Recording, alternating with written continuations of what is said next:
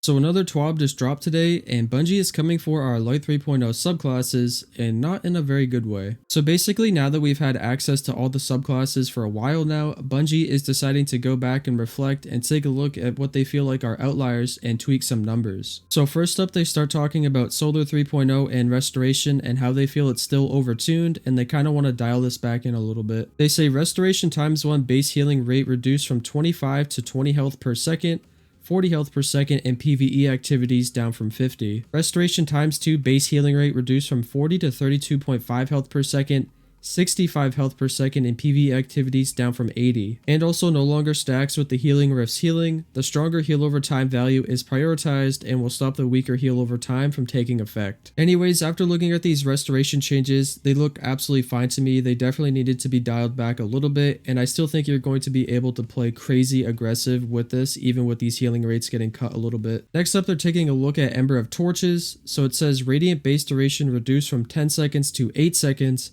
and now applies a -10 discipline penalty while equipped. So I understand why you would reduce Radiant's time duration, as you can use another fragment to increase its time, and also if you're a Bomb Camera Titan you can basically keep this up at all times. But I feel like the -10 discipline penalty here is just a little too much. I feel like they should have adjusted the time, see if it worked out, and then they could have gone back and added the penalty later if they felt like it needed it. Next we have Ember of Solace. They say now provides a bonus 50% to Radiant duration rather than a flat 5 seconds.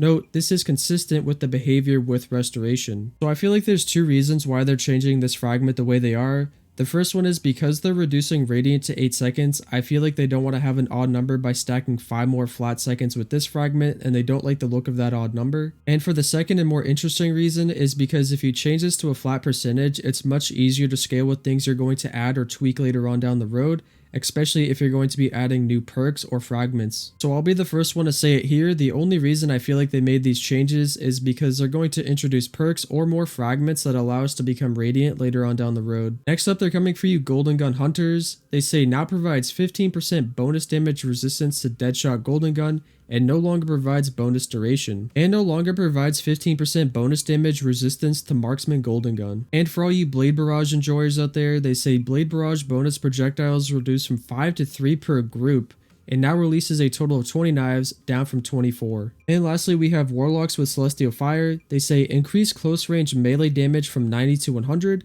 players using Celestial Fire and the auto melee option are no longer disadvantaged in close range melee fights. So overall, it looks like Hunters got bullied a little bit with Goldie and Blade Barrage. Warlocks got a melee buff for whatever reason, and overall, Titans really didn't get addressed here as they basically got their nerfs right away back in Season 17. Next up, we have Void 3.0, and they immediately talk about the Overshield here.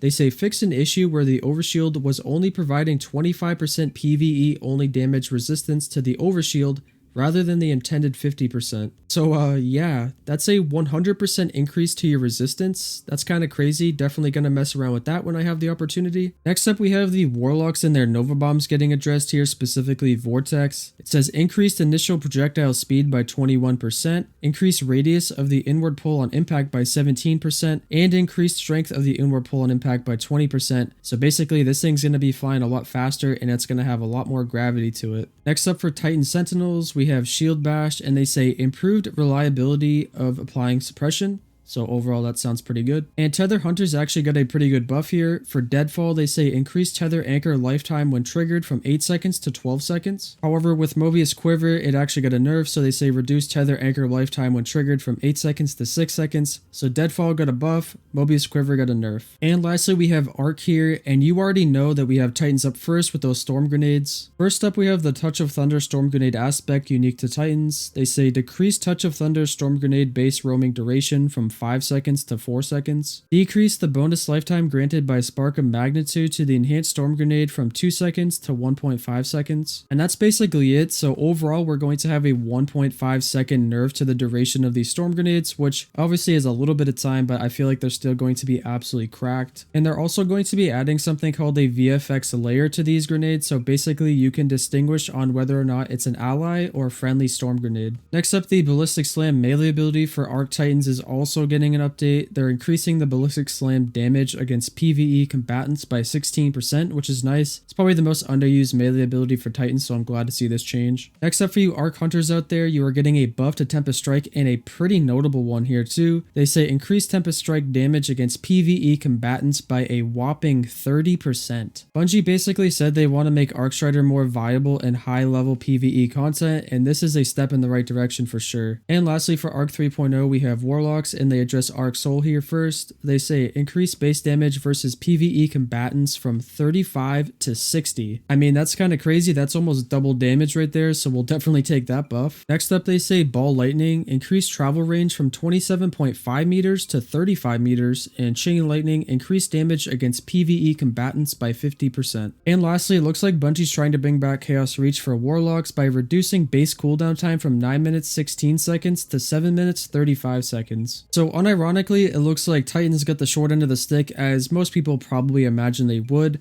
But it looks like Hunters and Warlocks are getting a pretty notable buff here. And lastly, we have Stasis, good old Stasis that we all remember. They say Stasis Slow, increase movement speed penalty while slowed by 10%. Next we have Cold Snap Grenades. They say Cold Snap Seeker can now adjust its trajectory for 0.5 seconds after creation, rather than immediately finding a target and traveling toward their last known position. Dusk Field Grenades also get tuned here. They say increase slow stack application rate on players by 13%. Next up we have the Revenant Hunter Winter Shroud Aspect. They say fragment slots increased from 1 to 2. Then Behemoth Titan Cryoclasm, fragment slots increased from 1 to 2 as well. And Shadebinder Warlock's Glacial Harvest Aspect, reduced cooldown on Stasis Shard creation per 6 shards from 15 seconds to 10 seconds. And that's it. These are all the changes expected to happen for the launch of Season 19 on all subclasses for all characters. So go ahead and leave a comment below letting me know what changes you're most excited for coming next season. As always, if you enjoyed this video or found it informative, giving it a thumbs up would be greatly appreciated. Also subscribe to the channel if you want to see more content like this in the future, and I'll catch you guys all in the next one. Stay frosty.